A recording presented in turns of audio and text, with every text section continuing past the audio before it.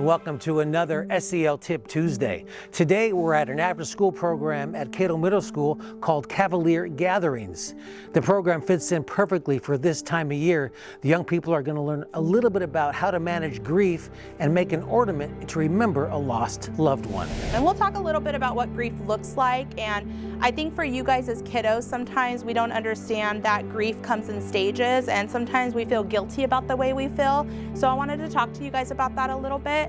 The loss of a loved one affects each person differently, and while the holidays can make the grieving process re-emerge, depending upon the individual, there's no expiration date on mourning a loss. Only that these young people know that they can reach out to seek support. I think it's good for kids to come in here and express their feelings about how they have experienced a loss of a loved one, because I lost my father figure 4 years back. Very hard to me, and we didn't have stuff like this back then.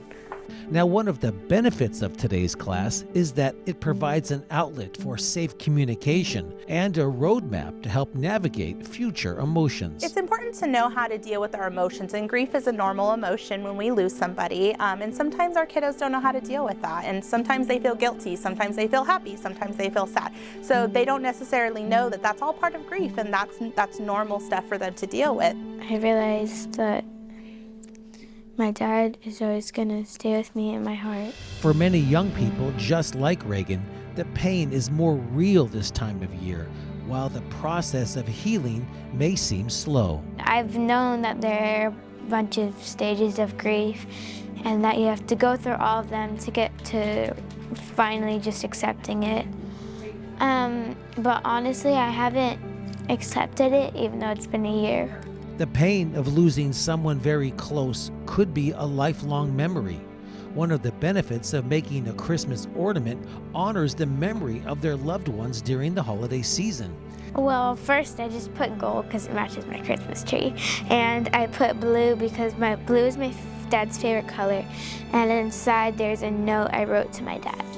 As each young person deals with grief in their own way, the healing process begins when they know they have a safe space to share their feelings. Because I get to talk about it.